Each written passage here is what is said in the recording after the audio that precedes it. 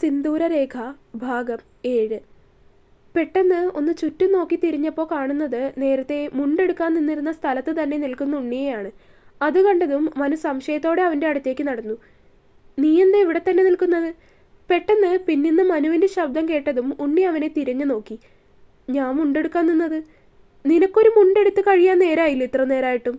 മനു അവനെ നോക്കി ഞെട്ടലോടെയാണത് ചോദിച്ചത്. ഞാനൊരു കളറ് പ്ലാൻ ചെയ്തിട്ടുണ്ടായിരുന്നു. അതിൻ്റെ 3 വെറൈറ്റി മുണ്ട് ഇവിടെയുണ്ട്. അപ്പോൾ ഇവർ പറഞ്ഞു ഷർട്ട് എടുക്കുകയാണെങ്കിൽ അതിൻ്റെ സെയിം കളറിൽ ഇവിടെ നിന്ന് മുണ്ട് കസ്റ്റമൈസ് ചെയ്ത് ഷർട്ടിൻ്റെ അതേ നിറത്തിൽ വാങ്ങാൻ പറ്റുമെന്ന്. ഞാനപ്പോൾ അതിൻ്റെ കാര്യങ്ങളൊക്കെ ചോദിച്ചു നിന്നതാണ്. വലിയ കാര്യം പറയുന്നത് പോലെ ഉണ്ണി പറയുന്നത് കേട്ടതും മനു അവനെ ഒന്ന് തറപ്പിച്ച് നോക്കി. ഇതിപ്പോൾ എൻ്റെ കല്യാണമാണോ അതോ നിൻ്റെ കല്യാണോ? മനു അവനെ നോക്കി ഗൗരവത്തിൽ ചോദിച്ചു. ഏട്ടൻ ഇങ്ങനെയുള്ള സെൻസൊന്നുമില്ല. അപ്പോൾ അതുള്ള എന്നെ കൂടി വെറുതെ തളർത്തി കളയരുത്. ഇല്ല, ഞാനൊന്നും പറയുന്നില്ല. ഇവിടുത്തെ കാര്യമൊക്കെ എന്താന്ന് വെച്ചാൽ പറഞ്ഞ് സെറ്റിലാക്കി വേഗം അങ്ങോട്ട് വന്ന് ഷർട്ട് എടുക്കാൻ വരാൻ നോക്ക്. എനിക്ക് 1-2 സെലക്ട് ചെയ്തതാ. വലിയ സെൻസുള്ള ആളല്ലേ? മനു പറഞ്ഞുകൊണ്ട് നടന്നു നീങ്ങി. ഉണ്ണിയോട് അങ്ങനെ പറഞ്ഞുകൊണ്ട് മനു നടന്നു നീങ്ങി. ഇതെല്ലാം കേട്ടുകൊണ്ട് അവരുടെ മുന്നിൽ നിന്നിരുന്ന സെയിൽസ്മാൻ അവനെ നോക്കി കളിയാക്കുന്ന രീതിയിലൊന്ന് ചിരിച്ചു. അതിന് ഉണ്ണി അയാളെ നോക്കി ഒരു വളിച്ച ചിരി തിരികെ കൊടുത്തു. അവിടുത്തെ കാര്യങ്ങളൊക്കെ പറഞ്ഞു തീർത്ത് ഉണ്ണി നേരെ മനുവിൻ്റെ അടുത്തേക്ക് പോയി. ഉണ്ണി വന്ന് നോക്കുമ്പോൾ ഷർട്ടിൻ്റെ ഒരു കൂമ്പാരം തന്നെ അമ്മയും മോനും കൂടി എടുത്തു വെച്ചിട്ടുണ്ട്. ഇതെന്താ, ഒരു ഷർട്ട് എടുക്കാൻ പറ്റിയില്ല ഇത്ര നേരമായിട്ടും? ഉണ്ണി ഷോ ഇറക്കിക്കൊണ്ട് അവരുടെ മുന്നിലേക്ക് വന്ന് നിന്നു. ഒരു മുണ്ടെടുക്കാൻ നിനക്ക് അത്ര സമയം വേണ്ടി വന്നില്ലേ? അപ്പോൾ എനിക്കൊരു ഷർട്ട് എടുക്കാൻ ഇത്രയും സമയം വേണം. മനു അവനെ പുച്ഛിച്ചു. അല്ല, ഇത് എന്തിനുള്ള ഷർട്ടാണ് എടുക്കുന്നത്? ഷർട്ടൊക്കെ ഒന്ന് നോക്കിക്കൊണ്ട് ഉണ്ണി ചോദിച്ചു. കെട്ട് കഴിയുമ്പോൾ ഇടാൻ. അതിനാദ്യം ഏട്ടത്തിയുടെ പുടവ എടുത്തിട്ട് അതിൻ്റെ കളറിനനുസരിച്ചുള്ള ഷർട്ടല്ലേ എടുക്കേണ്ടത്? ഉണ്ണി തൻ്റെ അഭിപ്രായം പറഞ്ഞു. അപ്പോഴാണ് അങ്ങനെ ഒരു കാര്യം ഓർക്കുന്നത്. കെട്ടിൻ്റെ സമയത്ത് സെറ്റ് സാരിയാണെന്ന് ഉറപ്പിച്ചിരിക്കുന്നത് കൊണ്ട് അതിനു വേണ്ടിയുള്ള മുണ്ടും മറ്റുമൊക്കെ എടുക്കാൻ പ്രത്യേകിച്ച് ആലോചനകളൊന്നും ഉണ്ടായിരുന്നില്ല. ഉണ്ണി അങ്ങനെ പറഞ്ഞതും എല്ലാവരും കൂടി പുടവ എടുക്കുന്നതിനായിട്ട് സാരിയുടെ സെക്ഷനിലേക്ക് നടന്നു. ഒരുപാട് തരത്തിലും നിറത്തിലുള്ള സാരികൾ നോക്കി ഒടുക്കം കരിമ്പച്ച നിറത്തിലുള്ള ഒരു സാരിയാണ് എല്ലാവർക്കും ഒരുപോലെ ഇഷ്ടപ്പെട്ടത്. അത് തന്നെ സെലക്ട് ചെയ്തതിന് ശേഷം പിന്നീട് വന്ന് മനുവിനുള്ള ഷർട്ട് നോക്കാൻ തുടങ്ങി. കളർ ആദ്യം തന്നെ സെലക്ട് ചെയ്തത് കൊണ്ട് തന്നെ പിന്നീട് ഷർട്ട് എടുക്കുന്നതിൽ ബുദ്ധിമുട്ടൊന്നും ഉണ്ടായിരുന്നില്ല. പക്ഷേ അവിടെയും ഉണ്ണിക്ക് മനസ്സിനിണങ്ങിയ ഒരു ഷർട്ട് എടുക്കാൻ ഒരുപാട് നേരം എടുത്തു. അതിനുശേഷം പിന്നീട് അവിടുന്ന് പോയി വീട്ടിലുള്ളവർക്കും അടുത്തുള്ള അയൽവക്കക്കാർക്കും ഒക്കെ ഡ്രസ്സ് എടുത്തിരുന്നു. അങ്ങനെ എല്ലാം കഴിഞ്ഞ് അവിടെ നിന്ന് ഇറങ്ങുമ്പോൾ ഏകദേശം ഉച്ച കഴിഞ്ഞിട്ടുണ്ടായിരുന്നു. അത് കഴിഞ്ഞ് നേരെ ജ്വല്ലറിയിലേക്ക് പോയി താലി പണിയാനുള്ള കാര്യങ്ങളൊക്കെ അവരോട് പറഞ്ഞു കൊടുത്ത് സെറ്റാക്കുകയാണ് ചെയ്തത്. അതിനുശേഷം അവർ തിരികെ വീട്ടിലേക്കെത്തി. ദിവസങ്ങൾ പിന്നെയും പതിയെ പോയിക്കൊണ്ടിരുന്നു. ഇതിനിടയിലുള്ളൊരു ദിവസം പോയി അമ്മയും ഉണ്ണിയും ചേർന്ന് സംസ്കൃതിക്ക് പുടവ കൊടുക്കുകയും ചെയ്തിരുന്നു. വിവാഹത്തിന്റെ തലേ ദിവസം മനുവിന് വീട്ടിലൊരു ബാച്ചിലർ പാർട്ടി അറേഞ്ച് ചെയ്തിട്ടുണ്ടായിരുന്നു. ഉണ്ണിയുടെയും മനുവിൻ്റെയും അടുത്തുള്ള കുറച്ച് ഫ്രണ്ട്സും അതുപോലെ കൂടെ വർക്ക് ചെയ്യുന്ന വളരെ കുറച്ച് പേരും മാത്രം. വീടിനടുത്ത് തന്നെ കുറച്ച് മാറിയിട്ടുള്ളൊരു റിസോർട്ടിലായിരുന്നു പരിപാടി നടത്തിയത്. മനുവും ഉണ്ണിയും അങ്ങനെ മദ്യം കഴിക്കുന്ന കൂട്ടത്തിലല്ല. പക്ഷേ ബാക്കിയുള്ള എല്ലാവരും അടിച്ചു തകർത്ത് അവിടെ തന്നെ കിടന്നു കളഞ്ഞു. എത്ര സമയം വൈകിയാലും രാത്രി വീട്ടിലെത്തിയിരിക്കണം എന്ന ഓർഡർ പാസ്സാക്കിക്കൊണ്ടാണ് അമ്മ ഇരുവരെയും പാർട്ടി നടക്കുന്ന സ്ഥലത്തേക്ക് വിട്ടിരുന്നത്. അത് ഇരുവർക്കും ഓർമ്മയുണ്ടായിരുന്നത് കൊണ്ട് തന്നെ റിസോർട്ടിലെ ബില്ലൊക്കെ സെറ്റ് ചെയ്ത് ഇരുവരും രാത്രി തന്നെ തിരികെ വീട്ടിലേക്ക് എത്തുകയും ചെയ്തിരുന്നു. ഏട്ടാ, മുകളിലെ തൻ്റെ മുറിയിലേക്ക് കയറാനൊരുങ്ങുന്ന മനുവിനെ ഉണ്ണി പിന്നിൽ നിന്ന് വിളിച്ചു. അവൻ്റെ ആ ഒരു വിളി പ്രതീക്ഷിച്ചിരുന്നത് കൊണ്ടോ എന്തോ മനു അപ്പോൾ തന്നെ അവനെ തിരിഞ്ഞു നോക്കിയിരുന്നു. ഉണ്ണി ഓടി വന്ന് അവനെ ഇറക്കി കെട്ടിപ്പിടിച്ചു. ഏട്ടൻ ഹാപ്പിയാണോ? അങ്ങനെ തന്നെ നിന്നുകൊണ്ടാണ് അവനത് മനുവിനോട് ചോദിച്ചത്. പെട്ടെന്ന് ഓടി വന്ന് കെട്ടിപ്പിടിച്ചുകൊണ്ട് അവൻ അങ്ങനെ ചോദിച്ചതും മനു ഒന്ന് അമ്പരന്ന് പോയിരുന്നു. ഹാപ്പി ആയിരിക്കണം കേട്ടോ. ഇന്നിനി ഉറക്കമുളച്ച് ആത്മാവിലൊന്നും കയറി ഇരുന്ന് കളയരുത്. മനുവിൻ്റെ മുതുകിലൊന്ന് തട്ടി ഉണ്ണി പറഞ്ഞതും മനു അവനെയും തിരികെ ഒന്ന് ഇറുക്കി കെട്ടിപ്പിടിച്ചു. അവനെ നോക്കി ഒന്ന് പുഞ്ചരിച്ചുകൊണ്ട് മനു മുറിയിലേക്ക് കയറി. ഉണ്ണി പറഞ്ഞതുപോലെ ആത്മാവിലേക്ക് കയറാനുള്ളൊരു ഉൾവിളി വരുന്നുണ്ട്. എങ്കിലും അതിനുള്ളിലേക്ക് കയറിയാൽ പിന്നെ ഇറങ്ങാൻ തോന്നാറില്ല. ഉണ്ണി പറഞ്ഞതുപോലെ വെറുതെ ഉറക്കം കളയേണ്ടെന്ന് കരുതി മനു മനഃപൂർവ്വം അതിലേക്ക് കയറിയില്ല.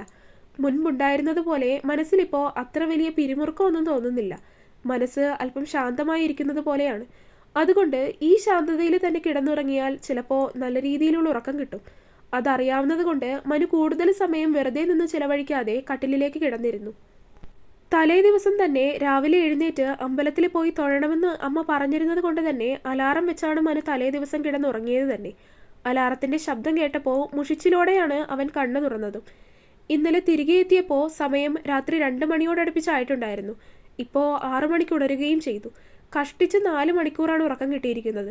കണ്ണുകൾ വീണ്ടും തൂങ്ങി അടഞ്ഞു പോകുന്നുണ്ടെങ്കിലും പ്രയാസപ്പെട്ട് മനു കണ്ണുകൾ തുറന്നു പിടിച്ചു. കണ്ണൊന്ന് അമർത്തി തിരുമിക്കൊണ്ട് കൈയും കാലും ഒക്കെ ഒന്ന് നിവർത്തി. ആ സമയം കൊണ്ട് തന്നെ മുറിവാതിൽക്കൽ നിന്ന് അമ്മ കൊട്ടി വിളിക്കുന്ന ശബ്ദം അവൻ കേട്ടിരുന്നു. മനു! വേഗം തന്നെ പോയി വാതിൽ തുറന്നു. നോക്കുമ്പോൾ അമ്പലത്തിലേക്ക് പോകുന്നതിനായി ഇടാനുള്ള ഷർട്ടും മുണ്ടുമൊക്കെ തേച്ചു കൊണ്ടുവന്ന് നിൽക്കുകയാണ് അമ്മ. കുളിയൊക്കെ കഴിഞ്ഞു നിൽക്കുവാണ്. വേഗം കുളിച്ച് റെഡിയാവും മനു, 6:30 ആകുമ്പോൾ അമ്പലത്തിലേക്ക് ഇറങ്ങേണ്ടതാണ്. അമ്മ അവനെ വീണ്ടും ഒന്നുകൂടി ഓർമ്മിപ്പിച്ചുകൊണ്ട് ഉണ്ണിയെ വിളിക്കാനായി അവൻ്റെ മുറിക്കരികിലേക്ക് നടന്നു.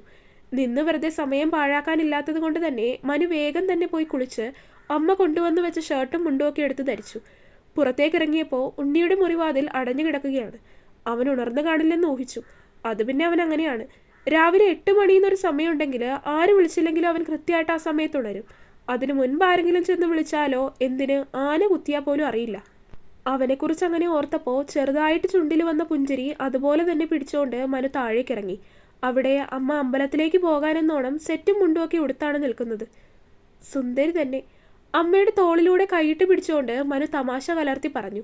അവൻ അവനെ അരികിലേക്ക് ചേർത്ത് പിടിച്ച് കവിളിൽ കൈവച്ച് തല താഴ്ത്തി നെറ്റിയിലൊന്ന് ചുംബിച്ചു. നല്ലൊരു ദാമ്പത്യ ജീവിതം കിട്ടാൻ വേണ്ടി പ്രാർത്ഥിക്കണം.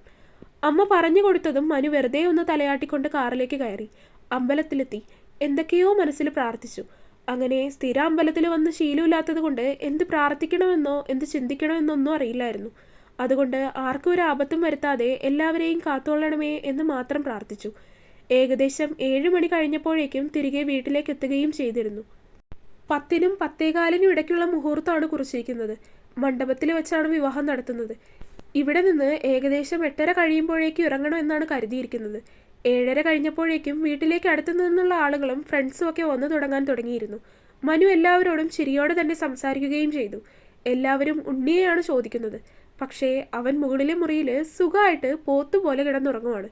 അവനെ വിളിക്കാമെന്ന് പറഞ്ഞ് മനു വേഗം മുകളിലേക്ക് കയറി. വാതിലടച്ചിട്ടില്ല. മനു നേരെ അകത്തേക്ക് കയറി ചെന്നു. കട്ടിലിൽ സുഖമായിട്ട് AC ഒക്കെ കൂട്ടിയിട്ട് പുതച്ചു മൂടി കിടന്നുറങ്ങുകയാണ് ഉണ്ണി. ഉണ്ണി, എഴുന്നേക്കാൻ നോക്ക്. മനു അവൻ്റെ അരികിൽ വന്നിരുന്നുകൊണ്ട് അവൻ്റെ പുറത്തൊന്ന് തട്ടി വിളിച്ചു. എവിടുന്ന്? അവൻ അനങ്ങിയത് കൂടിയില്ലായിരുന്നു. ഉണ്ണി, ദാ മുഹൂർത്തായി, ഞങ്ങളെല്ലാവരും ഇറങ്ങാൻ പോവാണ് കേട്ടോ. കുറച്ച് സമയം വിളിച്ചു നോക്കിയിട്ടും അവൻ്റെ അനക്കമൊന്നുമില്ലാന്ന് കണ്ടതും മനു വെറുതെ അവനോട് അങ്ങനെ പറഞ്ഞു കളഞ്ഞു. ആ ഒരു ഡയലോഗിൽ പെട്ടെന്നൊന്ന് കണ്ണു തുറന്ന് അവനെ ഒന്ന് നോക്കി. മുന്നിൽ ഷർട്ടൊക്കെ ഇട്ട് സുന്ദരനായിട്ടിരിക്കുന്ന ഏട്ടനെ കണ്ടതും ഉണ്ണി ചാടി എഴുന്നേറ്റു. കെട്ടുകഴിഞ്ഞോ? അവൻ്റെ അത്ഭുതത്തോടെയുള്ള ശബ്ദം. പിന്നെ കെട്ടും കഴിഞ്ഞു, ഒരു ദിവസം മുഴുവനും കഴിഞ്ഞു. നീ ഇവിടെ കിടന്നുറങ്ങുമായിരുന്നില്ലേ? അവൻ പറഞ്ഞതും ഉണ്ണി ഞെട്ടലോട് ചുറ്റും നോക്കി. അരികിലിരിക്കുന്ന അലാറം ക്ലോക്കിലേക്ക് അവൻ്റെ കണ്ണുപോയി. ഏട്ടാ, വൈകിട്ട് 8 മണിയായോ? അവൻ്റെ കണ്ണുകൾ ബുൾസൈ പോലെ പുറത്തേക്ക് വന്നു. അവൻ്റെ ആ ചോദ്യം കേട്ടതും മനു പൊട്ടിച്ചിരിച്ചു പോയി. എൻ്റെ പൊട്ടാ, അത് രാവിലെ 8 മണിയാണ്. നീ ഒന്ന് വേഗം കുളിച്ചൊരുങ്ങി വരാൻ നോക്ക്. ഞാൻ അമ്പലത്തിൽ പോയി വന്നതാ. ചിരിയോടെ ഒടുക്കം മനു അവനെ കാര്യങ്ങൾ പറഞ്ഞു മനസ്സിലാക്കി. അത് കേട്ടതും ഉണ്ണി ആശ്വാസത്തോടെ നെഞ്ചിൽ കൈവച്ചു. ഹോ, ഒരു നിമിഷം കൊണ്ട് എൻ്റെ ആത്മാവ് സ്വർഗത്തിലെത്തി. ഇന്ന് എന്തൊക്കെ പ്ലാനുള്ളതാണ്, എത്ര പെണ്ണുങ്ങളെ കാണാനുള്ളതാണ്. മോനെ, ഉണ്ണി പറയുന്നത് കേട്ടതും മനു അവൻ്റെ തോളിലൊന്ന് കൈയമർത്തിക്കൊണ്ട് വിളിച്ചു.